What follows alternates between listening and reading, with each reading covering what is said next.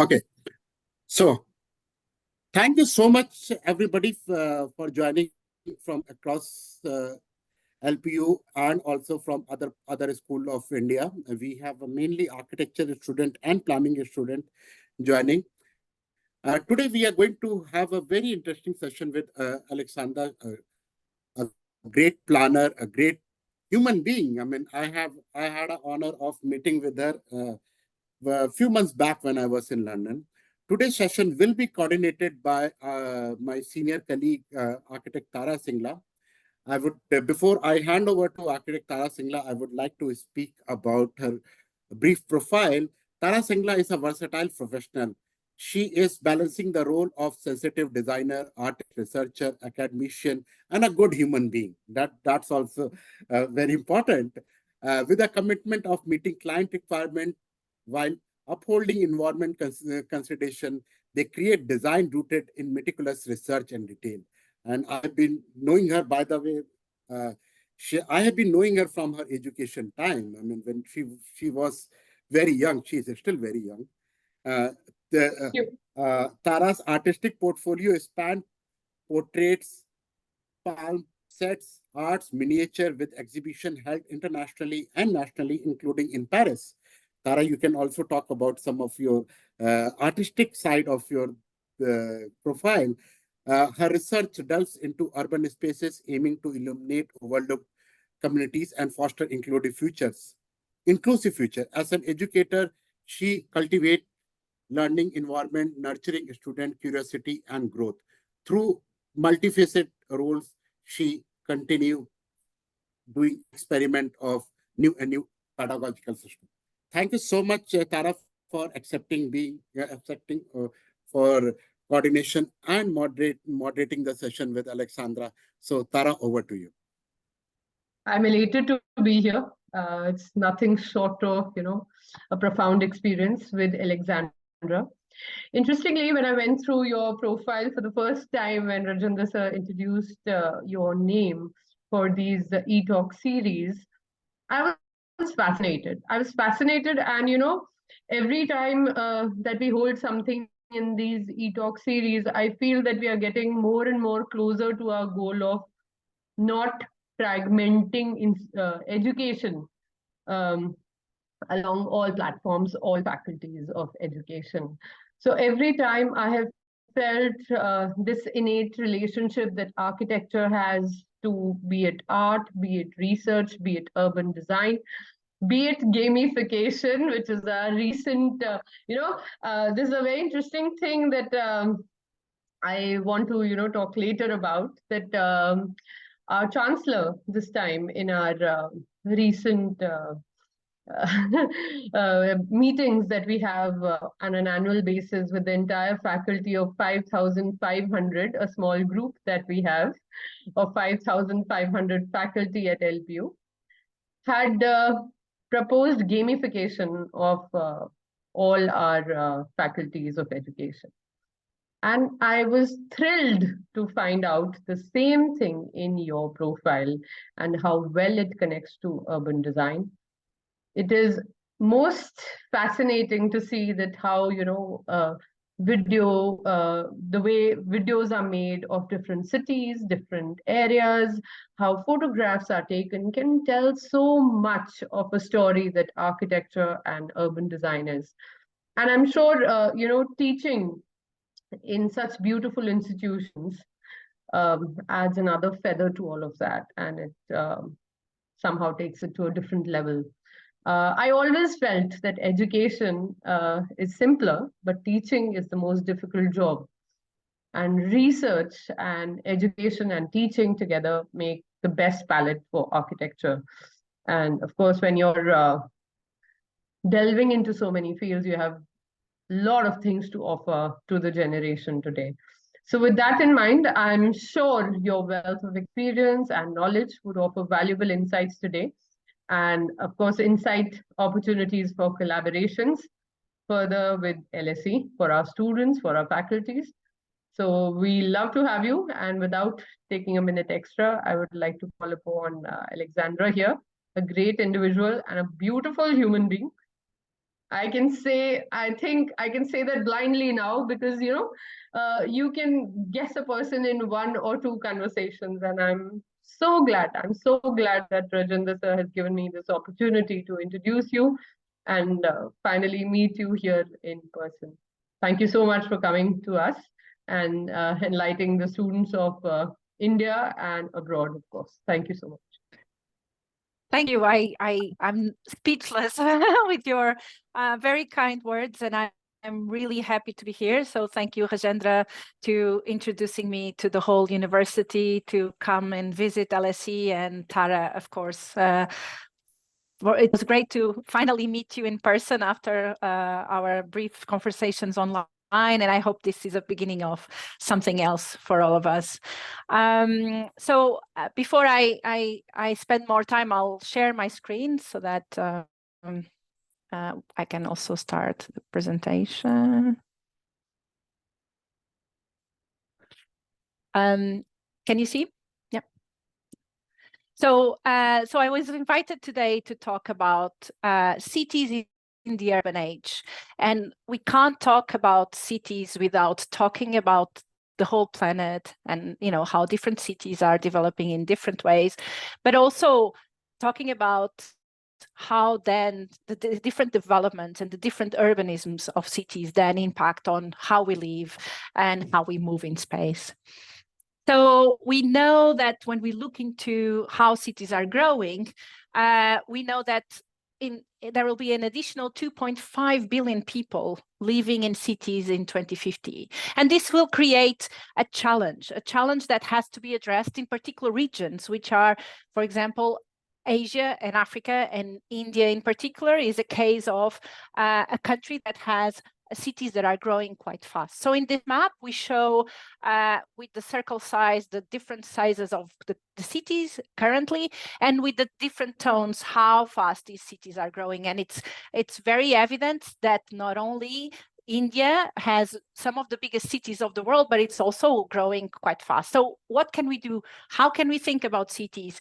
And what is important, and how are we investing in this growth, because we need to accommodate a lot of population.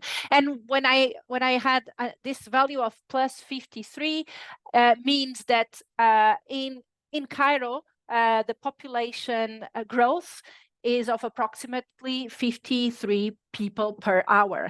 I know that in India, in particular in Mumbai and Delhi, this growth is around the same values, and in Delhi it's even higher. So how can we accommodate such a fast growth in cities all over the world, but in particular in Asia and Africa? But cities are more, they're admin institutions. But when we look into cities in Europe compared with Southeast Asia, we can see that cities go beyond densities, and densities not all the time reflect what's urban and what's a city. And for example, in Europe, the threshold of population for a city or for an urban area, it's much smaller. And the densities are much lower, while in India, for a city to be considered as a city or an urban space, these densities are much higher. So we have, as you can see here, you have the contrast of the gray tones in Europe, which are quite light because the densities outside urban areas are quite low. And in contrast, you can see in India and some of the regions of China that a lot of the densities are still in rural areas and in areas that are surrounding the city. So it's important to also understand that not all spaces that are quite dense are cities and are managed by as cities. Another issue that is relevant when we're talking about cities is the extent of the wider functional area and how the wider functional area or metropolitan area fits with the boundaries of the city. The better fit you have, usually the best management you have from that particular area.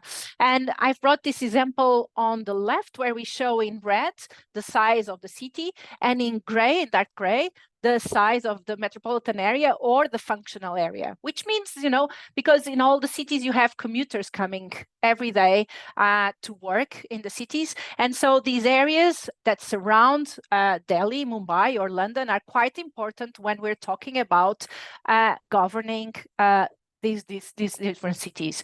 So we can see here also that in dark gray, the boundaries of the dark gray represent the variations that exist in terms of the data. So when we looked into, okay, what's the metropolitan or extent of the wider functional area of Delhi, there's different variations in terms of the population of that area. And we brought that, which shows that, there's not, these numbers are harder and harder to calculate, not only because these areas that are not the city are growing fast. The population is growing fast in these areas, but also there's data collection challenges when we go beyond the admin boundaries.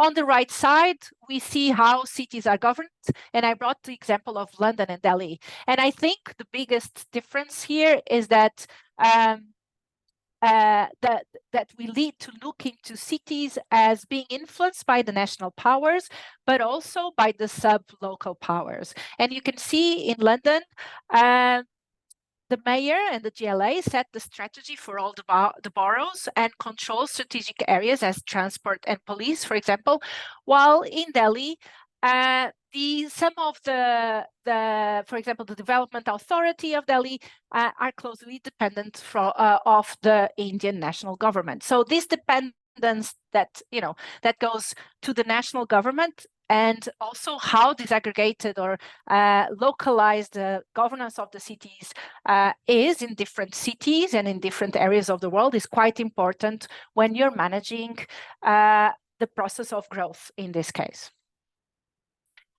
So we also here at LSE Cities, we often look into how cities are developing and we look into densities in particular.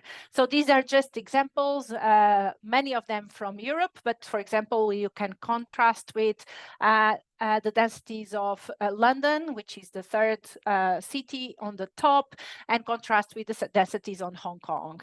And we all know that densities help with organization of the governance of the city. They help with this idea of the 15-minute city because people are closer together. It's easier to invest in facilities and in commercial areas and in improving the life of those who live. And it's also easier to, in a way, establish public transport that connects all these different areas that are quite dense.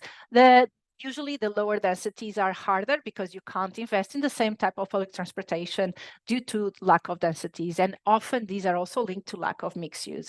And then you have on the right, the urban footprint. And again, it shows how many of these cities are already growing beyond the admin city. And you can see in Paris, in red is the boundary of Paris and how much of the city area and footprint has gone beyond the boundary of the institutional city. And again, this links with the governance problem.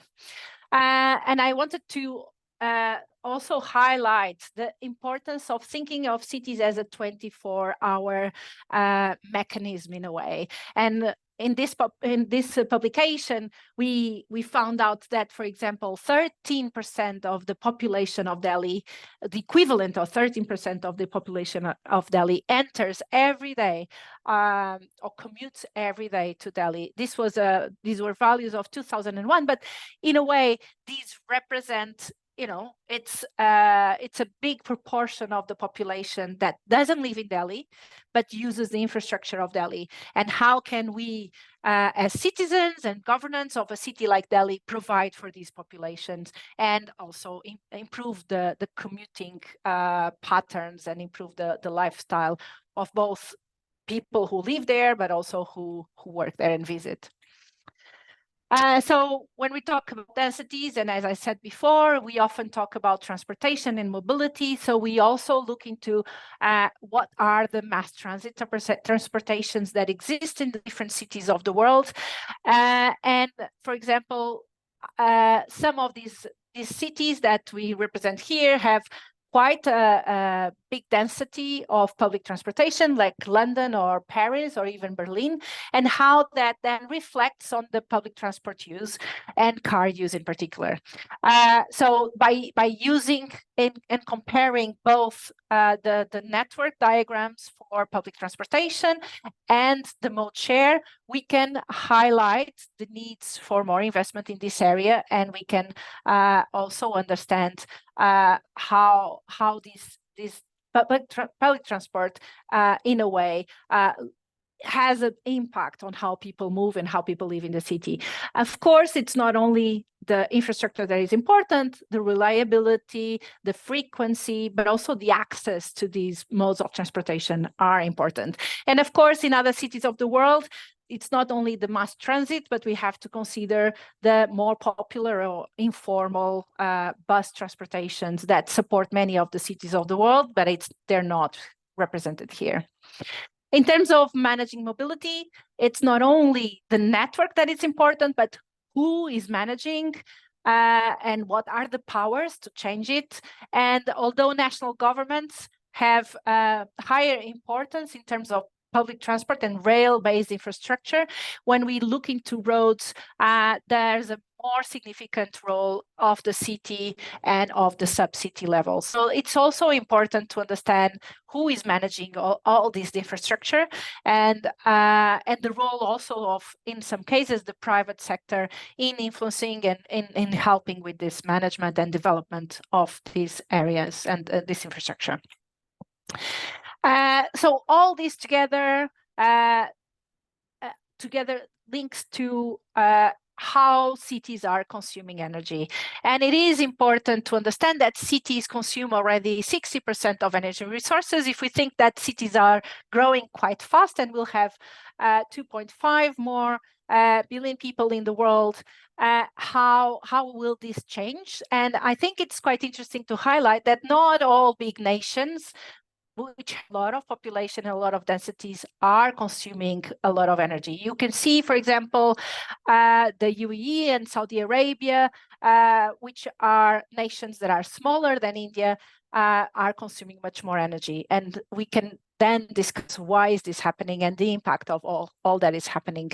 Of course, these maps are per capita, so that is important to say. And then together with energy consumption, it is important to understand how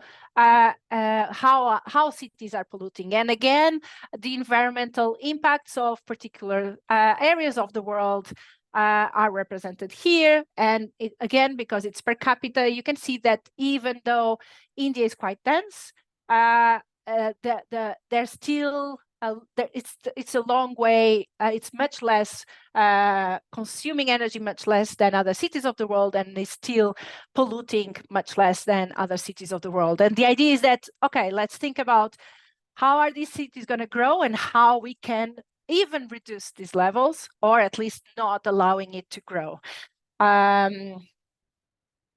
And when I talk about city growth and levels of energy consumption and pollution, often we talk about car use. And I'm using this section of my presentation to highlight the importance of car use in how cities are developing, and also in how that promotes different ways of living, but also, of course, emissions and environmental impact. So we know that 20% of global CO2 comes from transport, and we know that if we look into transport emissions from a business as usual scenario, we also know that we will be doubling the emissions by 2050. So thinking about urban growth, in particular in cities that are growing quite fast, it's also important to think about how are we controlling the growth of private cars and the growth of transport that produces quite a lot of emissions. We also know that 10 billion trips per day in urban areas worldwide are increasingly motorized. The impact of cars, as everyone knows, is environmental, and depending on the type of transportation, you can have less impact. So walking and cycling, of course, the the modes that have less impact. But then in terms of car use, the larger the car, the more pollution or CO2 emissions it will have. But we can't forget that also cars occupy space. And again, it's important to highlight the space consumption into how people live in the cities. So here I'm introducing a project called Resource Urbanisms that looks into Kuwait and Abu Dhabi as cities that have a lot of oil and land to expand, and Singapore and Hong Kong as cities that are quite compact and dense, and how that impacts on accessibility within the city, both for pedestrians and for drivers. So we know, and we can see here, because these maps are at the same scale, that Kuwait and Abu Dhabi have a lot of territory that they can grow to, and it can expand. And they have much less population, Singapore and Hong Kong, which means that the population pressure in Hong Kong and in Singapore is quite high.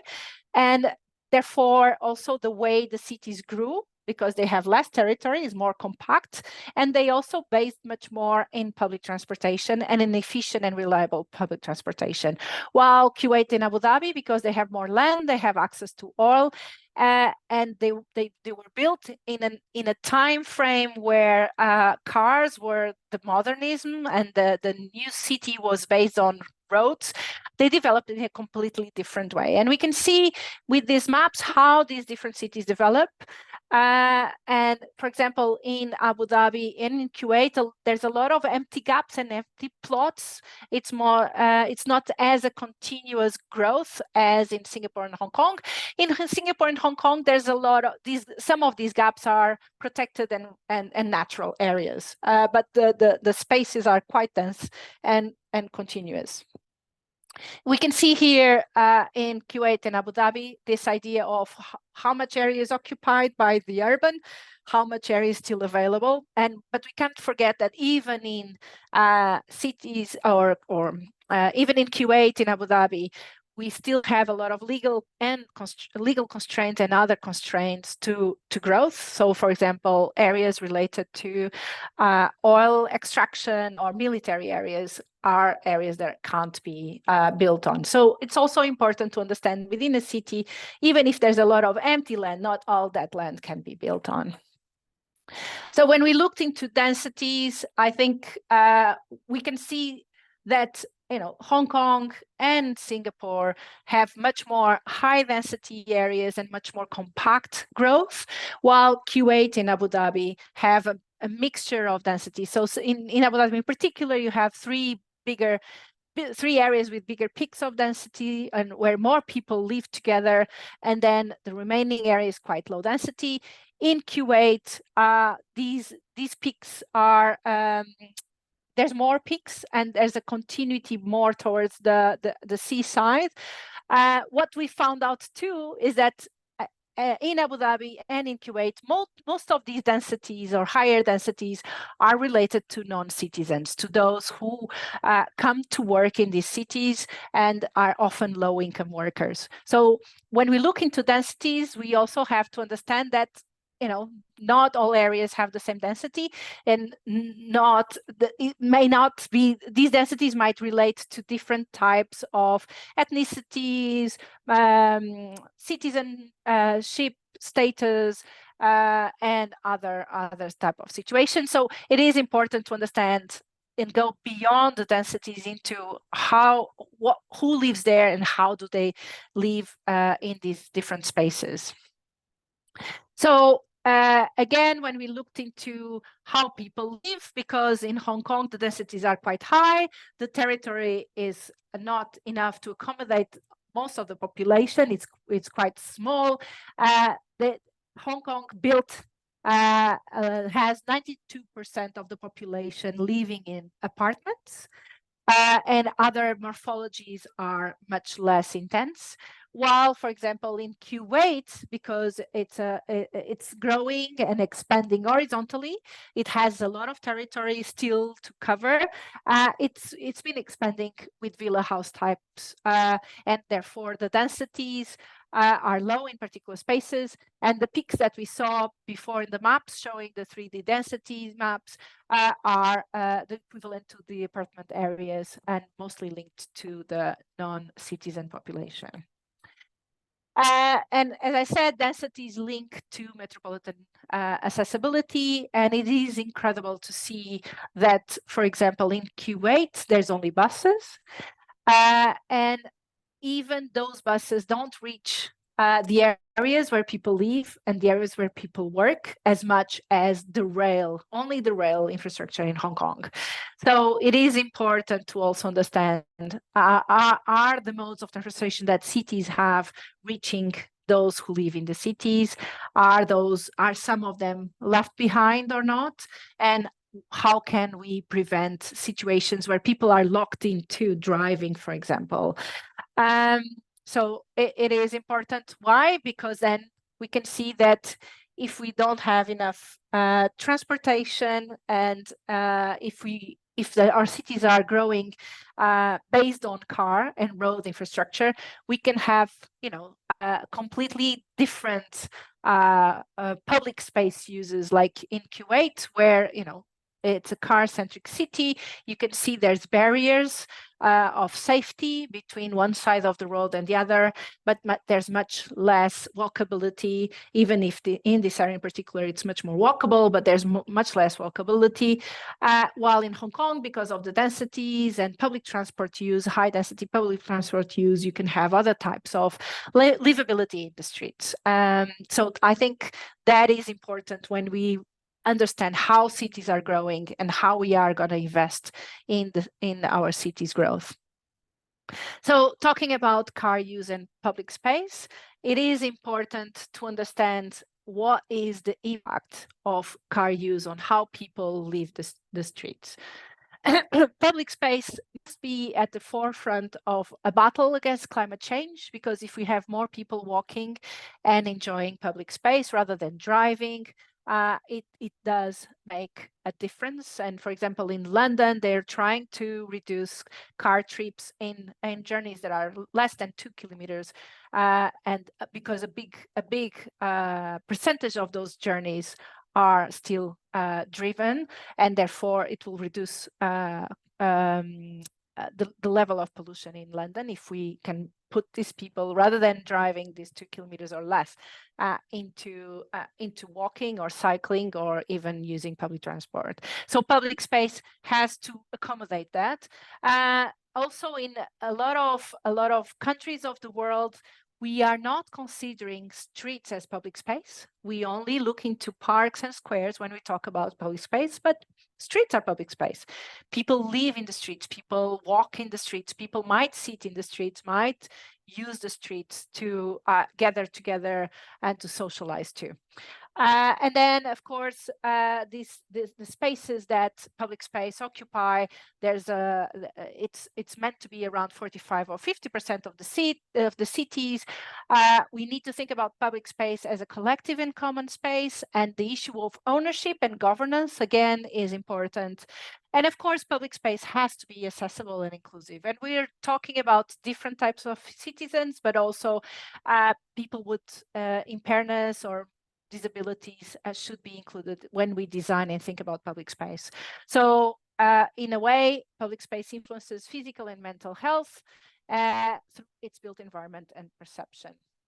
And I'm just finishing this section, my presentation, with the case of Kuwait, which basically it was a small town of fishermen that was the most around the 50s, and it was built based on a car-centric development, and where a lot of the citizens and their population walks a lot in shopping centers. They go to shopping centers. This is the avenues. It's called the avenues because it's a shopping center that represents different avenues within the world, and they don't walk in the streets.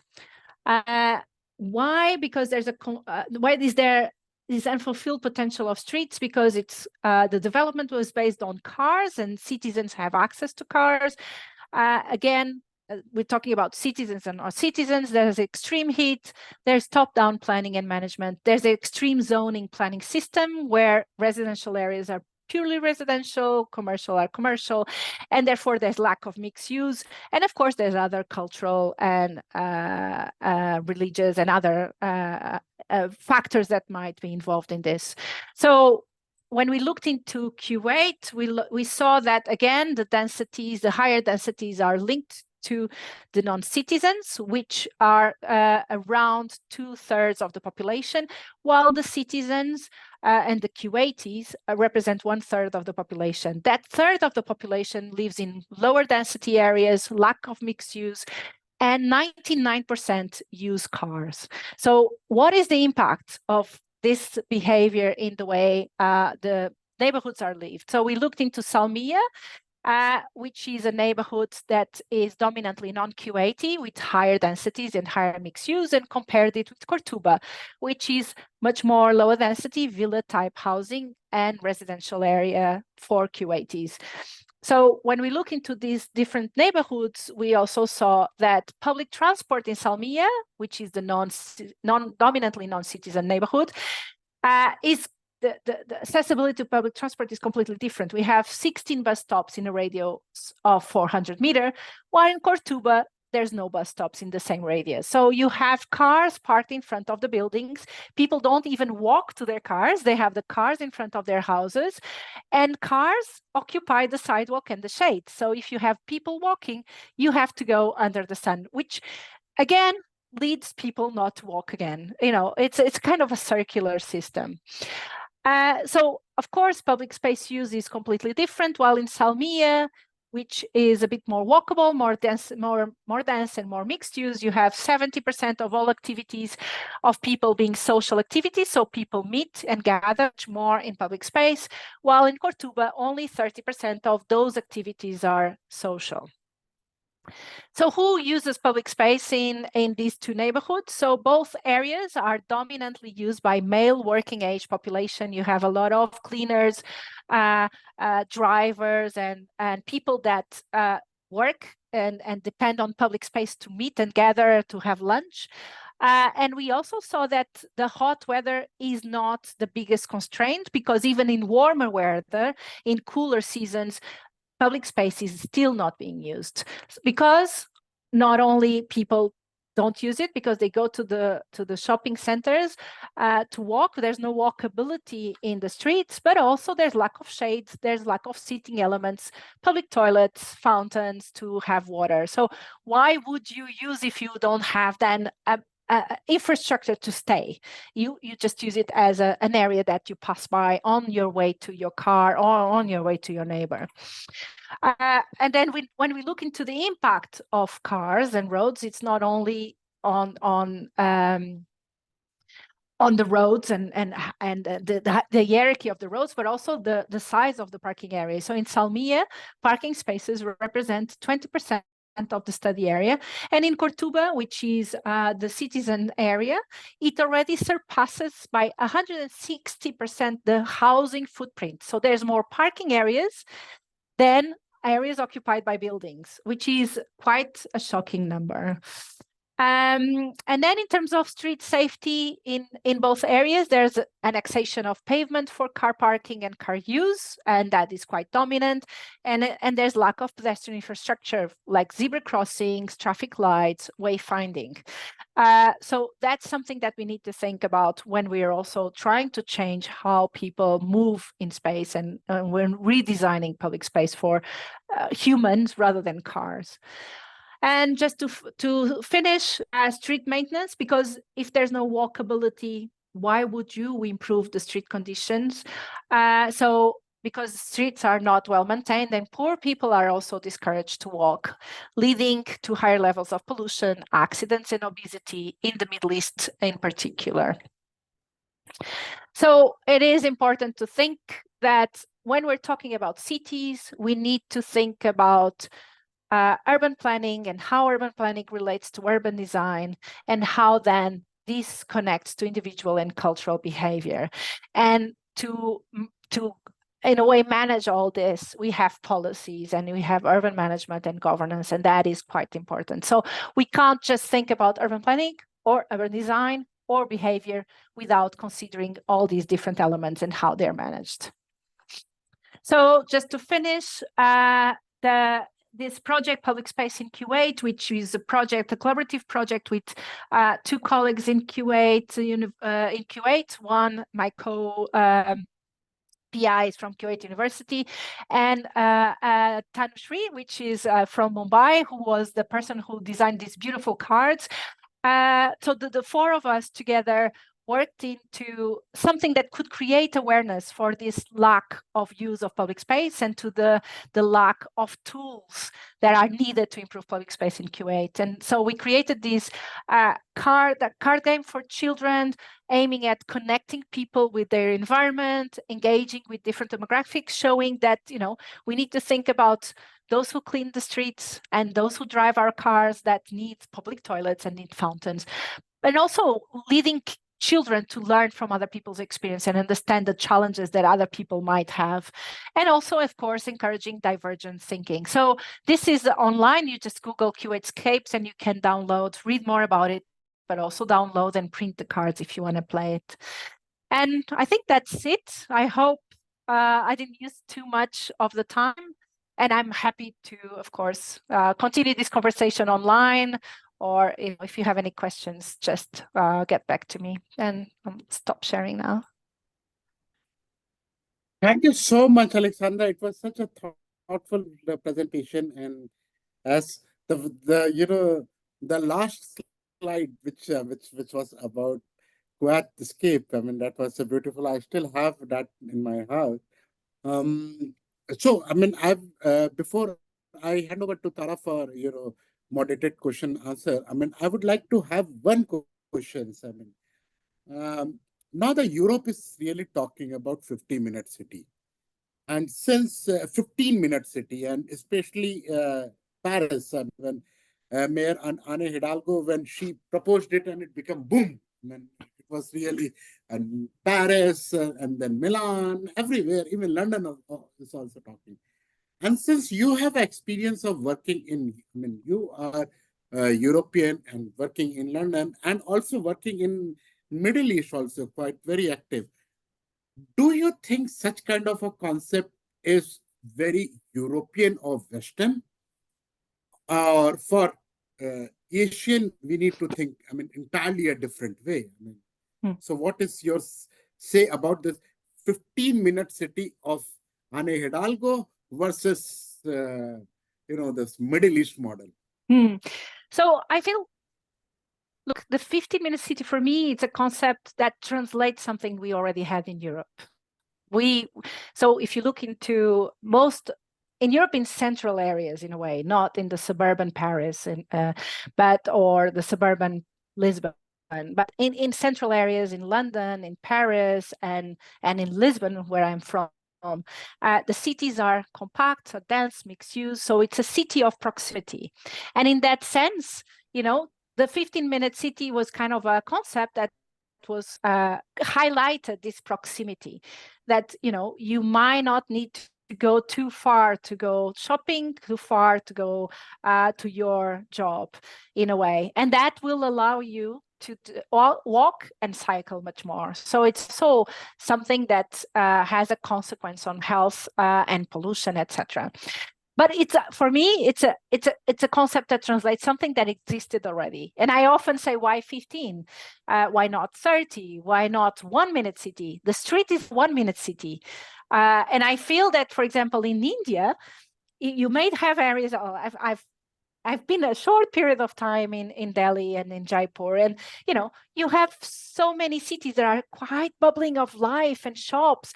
In India, you might have a 1-minute city in some areas, and you might have a 40-minute city in other areas. What's good in a lot of these places that I visit is the high densities, and that, together with mixed use, can create something that it's a kind of a proximity neighborhood. So it's the managing of these areas and how we invest in creating cultural, institutional equipment in this area, together with the shops. We need also other types of equipment, schools, etc., is what is important. In the Middle East, I think they have the potential, but they're quite far from the 15-minute city. So areas are the zoning is quite extreme. So you have areas where you live and areas where you work. Because the territory is so vast, these are long areas, so the distance is quite long. There's a lot of traffic, which increases the distance. 15 minutes is a time. It might be, you might be further away, but you have better connectivity but I do feel that the Middle East has enough there to revolutionize the way they are growing. In Abu Dhabi in particular, they're investing in sidewalks, they're investing in cycle lanes. But then again, why would you use the sidewalk if you have no cafe to go to? So, but there is the potential for them to think, look, there's this building is empty, or we can buy this building, we can build a cafe here, something there, and, revolutionize a bit the neighborhood lifestyle, even if then to work, because all the ministries and all these institutional buildings might be quite far. That's a different level, but at least you can improve the neighborhoods, I think. Thank you. I'll leave my last question for the last. But yes, in the Middle East, I wanted to add one thing. I believe the climate plays a very important role. I mean, the climate of Europe versus the climate of Middle East. I mean, that is also very important. So Tara, over to you. If you have some question by a student, or I'm sure that you also have a lot of query for Alessandra to answer. This topic is very, very close to my heart. I just like to tell everybody here I'm pursuing my PhD in walkability of Chandigarh. So that's how it's very close to my heart. And the more I read and the more I learn about this topic, it fascinates me much more. Now, I have a list of questions, and I also have a list of beautiful comments that people have given. So I deliberately asked them to give it on my WhatsApp so that I didn't want clogging or pinging on the Popping up. Yes. So we start with LSE cities. We start with mass transit, and we start looking at developed nations and developing nations. Do you think I think it's a question from a research scholar, that it says that, do you think that the methods that are employed for developed nations can be used for developing nations as well? Look, methods need to be contextualized. Not everything that works in particular regions, even within the same region, works in other cities. What I find is we need to be aware of the methods, but we need the data. And I think data is fundamental. We need to know where people live. We need to know their needs, the challenges that they live every day. We need to know what we have in the territory. And in a lot of the countries where I've worked, including, for example, when we worked in Delhi, we didn't have access. I'm not saying there's no data, but this data needs to be accessed by researchers and by policymakers, because then you can judge, okay, this is what this city that has similar type of data or similar type of needs is doing. This is a method. Would it fit here? But you need to understand the context, and you need to have the proper data to do that judgment. What I feel is that, there's some things that are very common. The fact that if you have higher densities and more mixed use, you can have better public transport and you can invest in mass transit. So these are things that somehow, we all know from studying planning and architecture, but not all the contexts are the same. You can't apply it the same way. You don't have the same money. You don't have the same resources. So you need to understand the context, and it's not like, oh, this worked here, it will work there. Not necessarily. Then I have one question pinging on the screen, but before I get to that, I think this question is relevant to what you just said, that you should know all the research methods and how to employ them, and then pick and choose as to which context fits what research method. I have a question, which is, I think, more about your presentation and the way that beautifully you've presented it. So they are saying, which tools have you used to make the presentation? that you have here, the beautiful So analytical diagrams that you have. yeah. So it's mostly done in GIS. It was ArcMap and ArcGIS. Now there's a new version, ArcGIS Pro, which I'm now exploring. But QGIS, which is open source, can also be used in similar ways. So I don't know if the person who asked knows what GIS is. It's a geographical information system which allows to map using and also the big challenge is where to find this data. And we use a lot of international data from the European Union, which is now producing data for all over the world.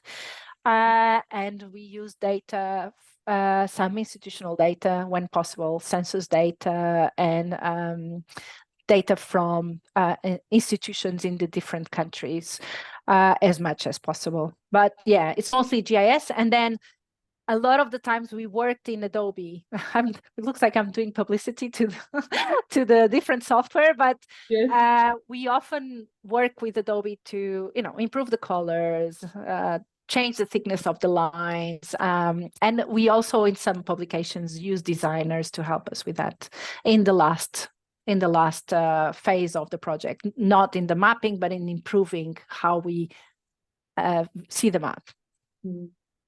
You also have a question from, yes. This is a question on governance. Can you please elaborate about the relation of urban governance and city sizing?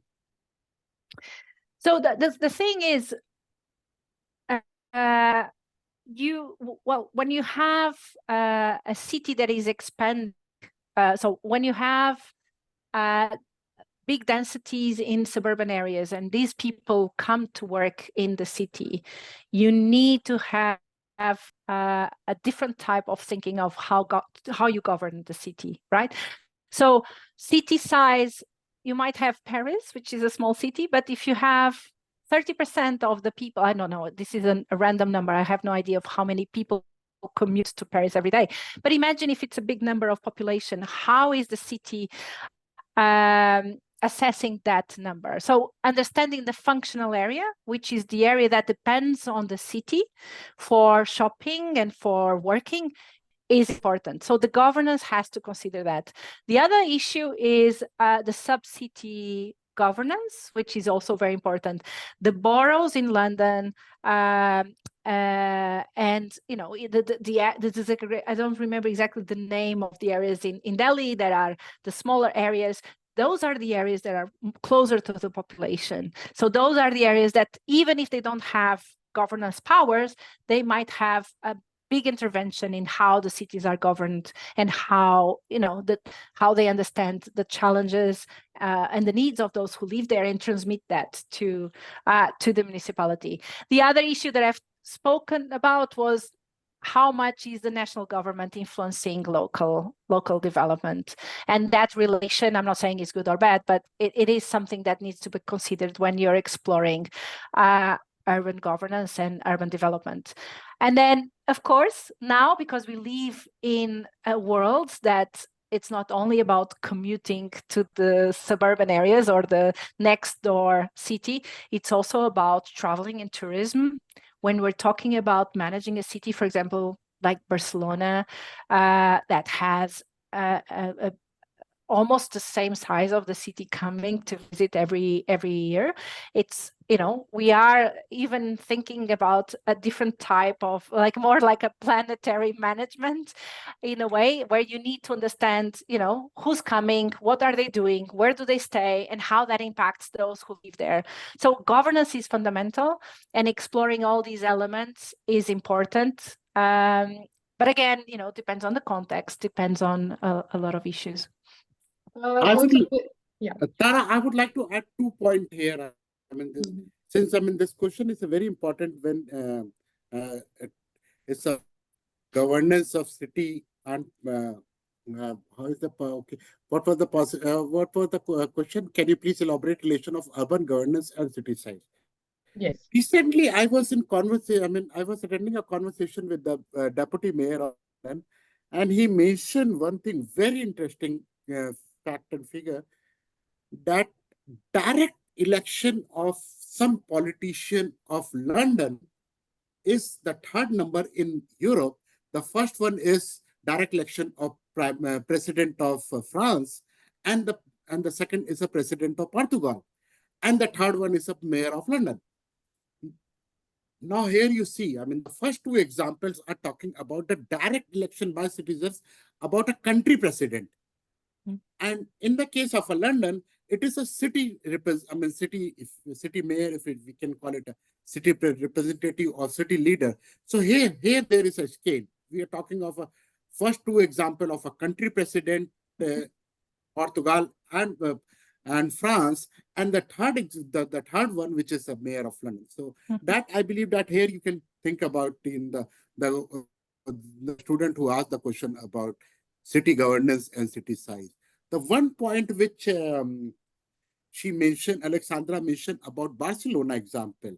You know, I have some figure about, I believe that we discussed when we met in London also about one of the example of ephemeral urbanism. It's a Kumbh Mela. I will recommend, I mean, I'm just typing for you, Alexandra. I mean, this is a great example of urbanism. KUM. This is the key word. You can Google about it, and I tell you, the population of just let me confirm, and I know the Tara, what is the population of Allahabad? Do you remember? Not my tips, but okay. I know the population. Okay. Okay. So I tell you, Alexandra, I have some figure which will really, I mean, it will make you mad. The population of one city, 72.7 lakhs. Yeah, 27 lakh. It's around 72.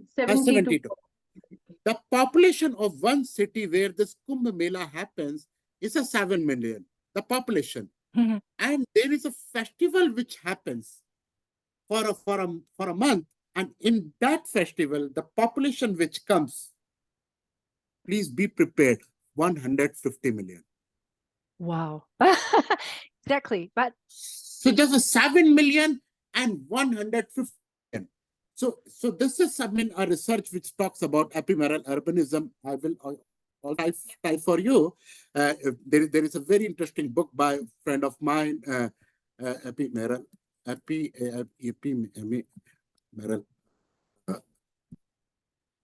You can check the spelling. I mean, yeah. So this ephemeral urbanism talked about a city which is designed for 7 million, and it accommodates 150 million people. Just imagine how the figure is. So the figure of Barcelona, which is like a doubling, here it is like more than 7 and 115. You can see, I mean, it's a 10 times, 20 times. Exactly. And it is important to recognize that this exists, to have the data for this and to understand, okay, what is the impact on those who live there, but also how can we improve the lives of those who come temporarily for that event. So a lot of the times, that is important also. It is important to, if we're talking about commuting, those people who use the city, they're not voting in that city. They're not paying their taxes in the city. So that is another issue that is important when you're talking about the functional area and the city area, because these people are using the infrastructure. The city needs to prepare for those people, but they're not voting there and they're not paying taxes. So how can we manage all this? And in this case, it's even a biggest extreme, right? I believe here in this case, I think Tara, ma'am, you can give an example about Chandigarh. How the Chandigarh, the city which was designed for 500,000 people, and how the both periphery city, Mohali and Panchkula, people are using and they are paying taxes in their own state because Tara, if you can have some of your suggestion, I mean, since you studied and you also grown up in Chandigarh city, about this debate of using the city but not paying the tax. So do you have any comment to supplement? Yes, in fact, I have a lot of comments. I've been born and brought up and I've studied throughout in Chandigarh. What is heartwarming about the city is that the way it was planned and how everything was so thought of. But what breaks my heart today to look at the city is that it has become one, not as a valued gem, but as an overused resource. So there are 3 states that are around it. So we have Himachal Pradesh, we have Punjab, we have Haryana. And everybody wants to capitalize on Chandigarh. So much so that, the actual beauty and the actual concept with which the city was built has been destroyed, partially because of the same reasons that you have a lot of floating population coming in from all 3 junctures that are present around the city. And so much so it's not stopped at that. It's not stopped at just not paying taxes and using those resources, because Chandigarh itself is very, it's a low density city if you look at the phase 1, which is the most penetrated zone currently, because it connects Punjab to Haryana and thereafter to Himachal. So it just doesn't stop there. They have started infiltrating. The sprawl is otherwise. It is not from the city, but it is from these 3 states that the sprawl has started joining and penetrating into the city and making life worse for the citizens of that area, specifically the residents of Chandigarh. They are bearing the brunt of it because, you enroll for something else, and now after, let's say, 7 decades, you are in for something which is totally different, totally unexpected. Yeah. And this population is not just affecting the infrastructure. It's not a pressure just on the infrastructure, but it's in many ways changing the culture with which the city was nurtured. So we would talk endlessly on Chandigarh because it's this topic. We can go on and on. But I would like to take a few questions are growing here, so I'd like to take So, notes. Taram, I will request, let's have a one question only. I mean, if it is not too much, because it's already we are just touching our time. So one question, and then we'll wrap it up, please. So please allow me to. Two. Okay, ma'am, please. I'm sure Alexandra can wrap it up in the answer for one, but let's just take these 2 questions. Please. What are the best possible ways to add green elements into the city with less open, green, breathable spaces? In a city that has less green. Yes. So, for example, in Kuwait and in Abu Dhabi, which of course there's a limitation of green and water, right? In all the cities, like even in Barcelona, they're going through drought now, and there's not enough water to keep the green. So not always, in a way, you need to increase the green, but also you need to think which green, where you put the green, how you design the green, because there's a lot of different climate and weathers that are more appropriate. But for example, in the Middle East, there's a lot of empty blocks that are not developed. Why not create green spaces? Or, like in London, they have allotments, which are urban farms that increase the green and the biology of the area, but also provide for food, provide a space for people to meet and gather together. So in a lot of, if you have a very compact city, that might be tricky, and you might have to use solutions like rooftop buildings or vertical green. But in other cities where there's still space, you can either transform some of the space. A lot of cities have golf courses. Why not transform some of that? Might be a bit radical here, but there are spaces that might be privatized. There might be a collaboration with these people and open them to the public. So you need to see what is possible, but again, be careful, because also green leads to gentrification, which is another issue in many of the European cities. And so there's also, you need to think about, you want to create a green area, but also for those who live there, you don't want them to be displaced, et cetera, et cetera. So all these considerations need to be thought of. But yeah, there's a lot of different areas, ways of investing in green, depending on the cities, I guess. So Tara, you Uh, asked your question. I also have something to add in your green question. So first, you please ask. I was basically saying that it's slightly difficult to convince the corporation or the management or the administrative authorities here in India, because in India the hierarchy is still developing. Unfortunately, in Chandigarh we have the same problem, that it's mismanaged resources and misplaced infrastructure, basically because there's no one agency or one handling unit. There are some people who are taking care of just the major arterial roads. Then there's another agency which is taking care of the infrastructure being put on the internal roads, and so on and so forth. And even if you talk about different departments in Chandigarh, there is no one homogeneity or a platform or single platform on which they work. So that definitely is there. So is there any advice that you would like to give, or probably from your experience that you would like to state, that this is the ideal pattern which a normal administration should follow to have better planning in the cities? That is a very challenging question, and I don't have an answer for that. What I feel is that the cities that I've worked on that have too much disaggregation of powers, and also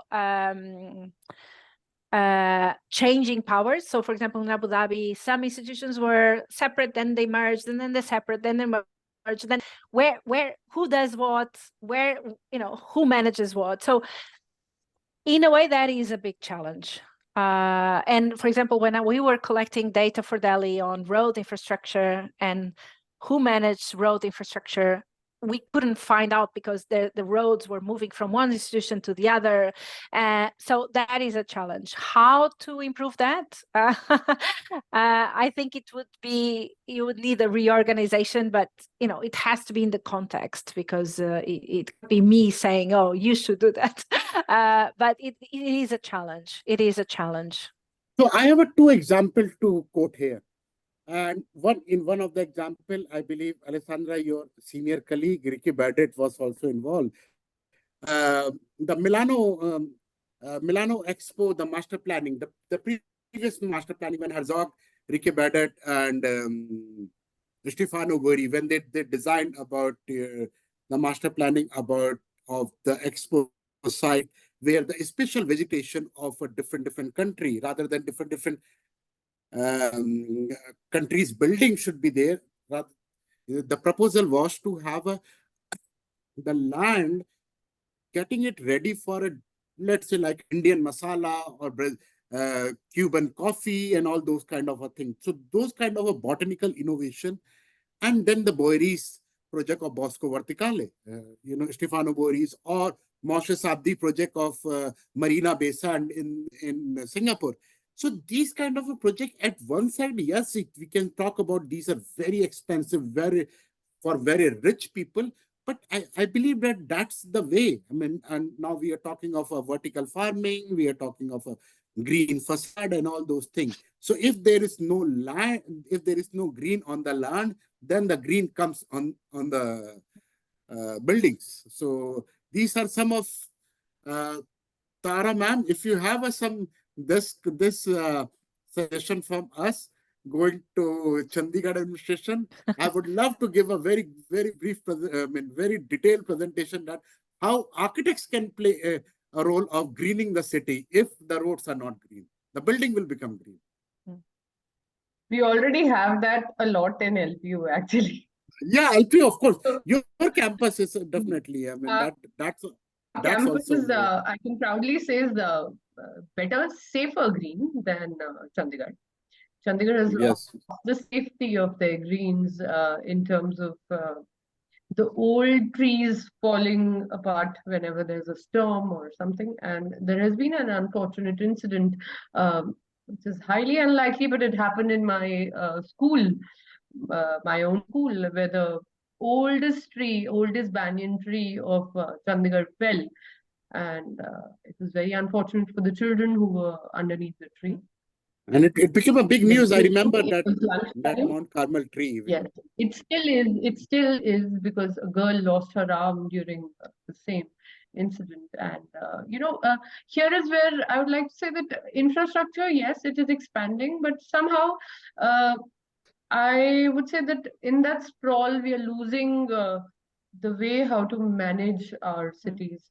So I would definitely, as having lived in London, having seen most of the walkable cities of Europe, I would definitely say that yes, making smaller cities and making them denser would be a way forward. And fortunately or unfortunately, here is where the heritage part also comes in.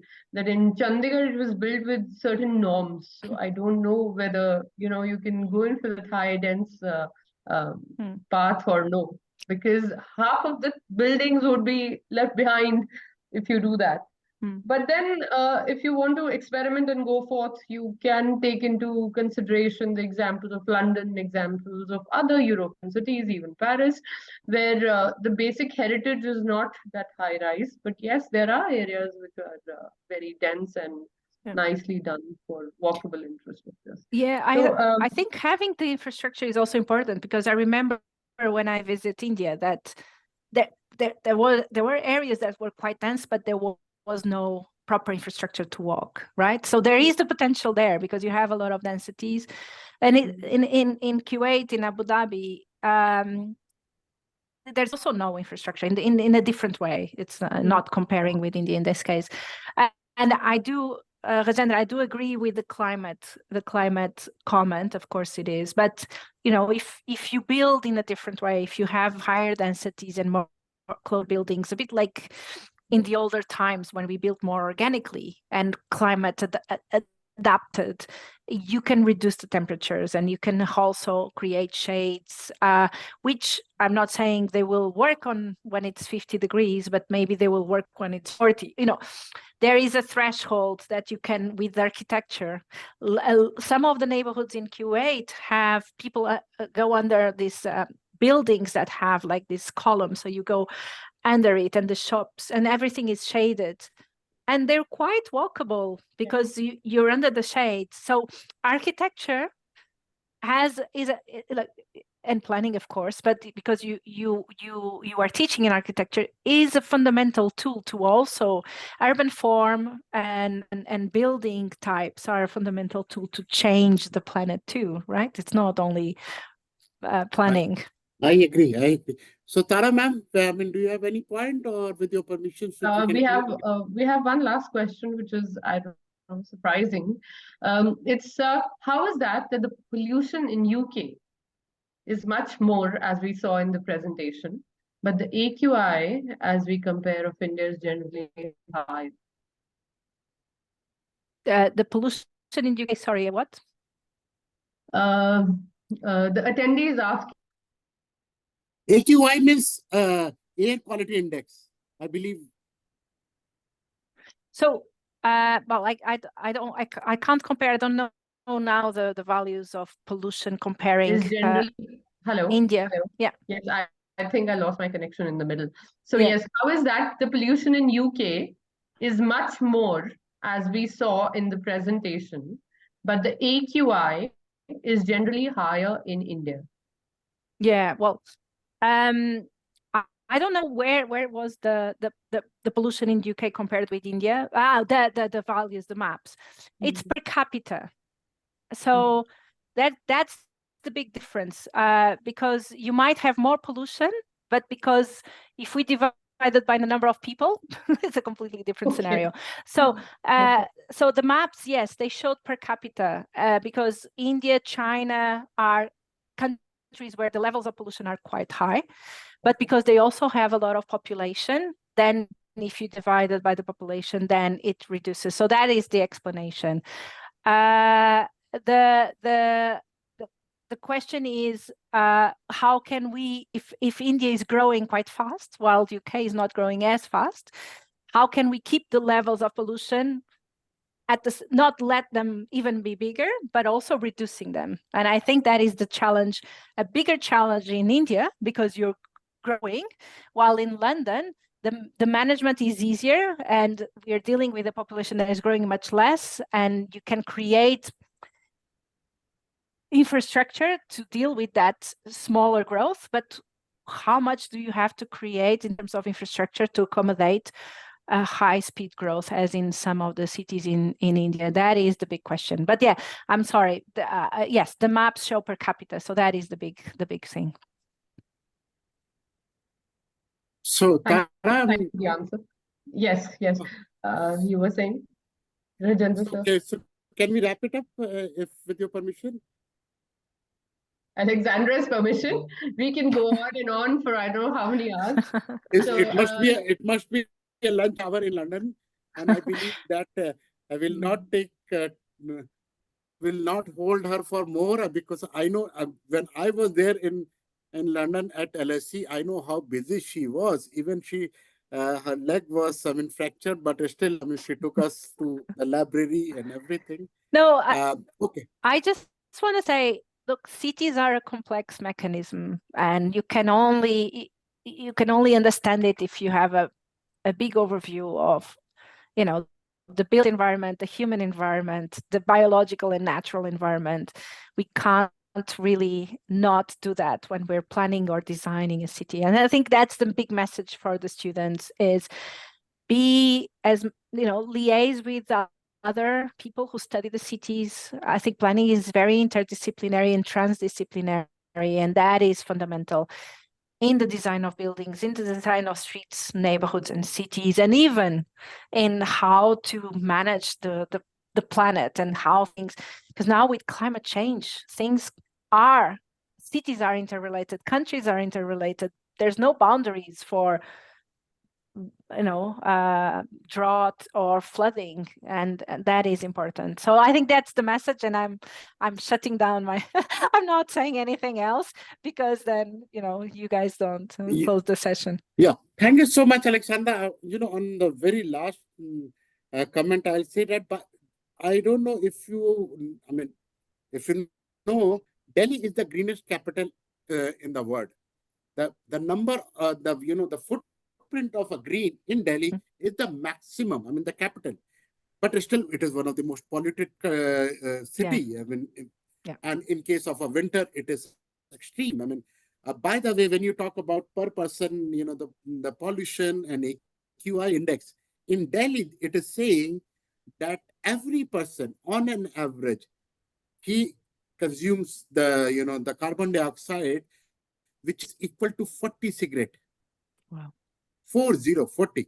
So that is, if you compare with the same pollution in London, it becomes maybe 100 cigarette per person. So so it's a challenging. Definitely, it's a challenging.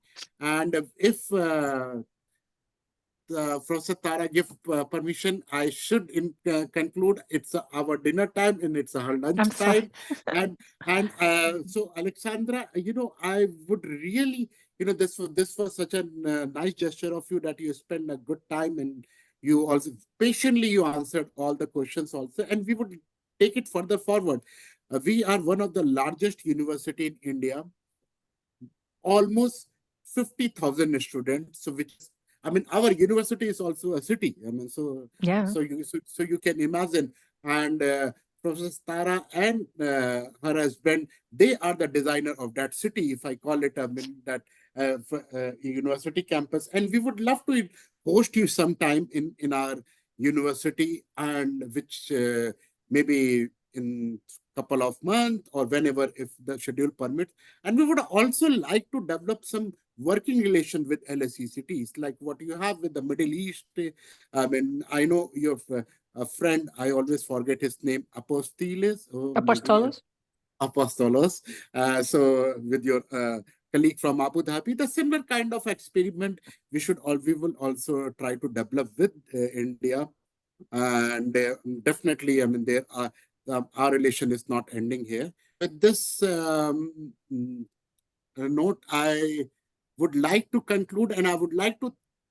So after my vote of thanks, I will request Professor Tara to give the final say. But still, as a formality, I'm just proposing a vote of thanks. Thank you to all of you. Thank you, Professor Alexandra. It was lovely meeting you. You are really one of the nicest person I know. And Thank you so much, Professor Tara. Thank you so much, Mohammad Arafat, my colleague from university, who is patiently watching us behind the screen. Now he is there. Thank you so much, all of our IT team, and last but not the least, all the students and all the faculties who are there. It's a dinner time, but still everybody is here. Thank you so much. So my last request to Professor Tara to give your final say. What your comment? And Professor Tara, you have to personally invite Alexandra to campus. Surely, sir. Surely, thank you for the opportunity today. It has been wonderful. And the session, as well as the presentation, both have been delightful. I, on behalf of LSAD and LPU, we have 50,000 students and I think 5,500 faculty members.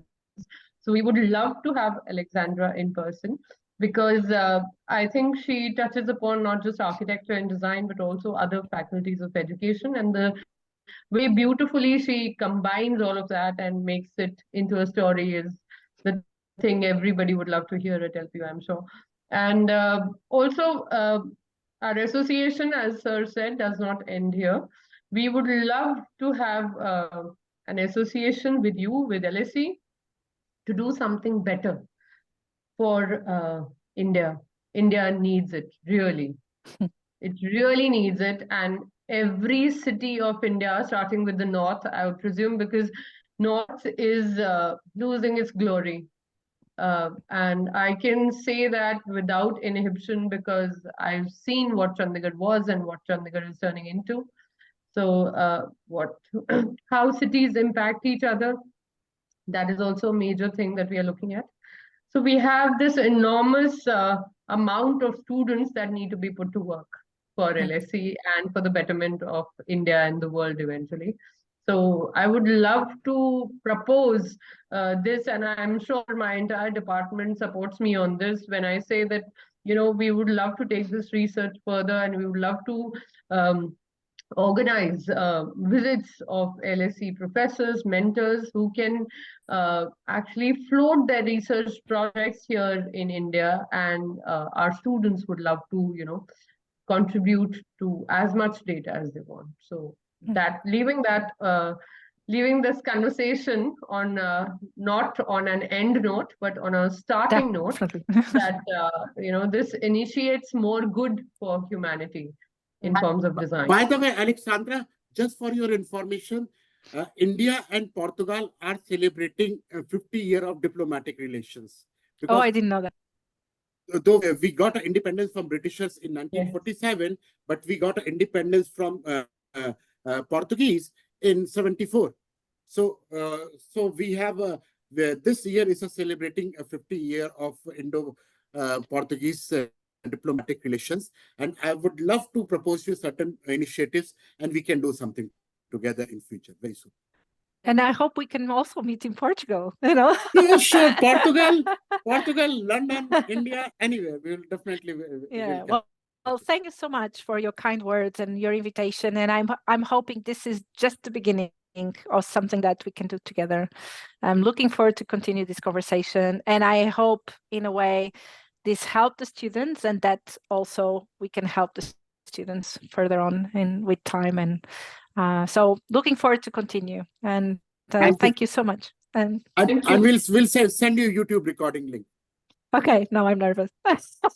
Okay, Bye-bye. thank you. Thank you. Bye. Bye.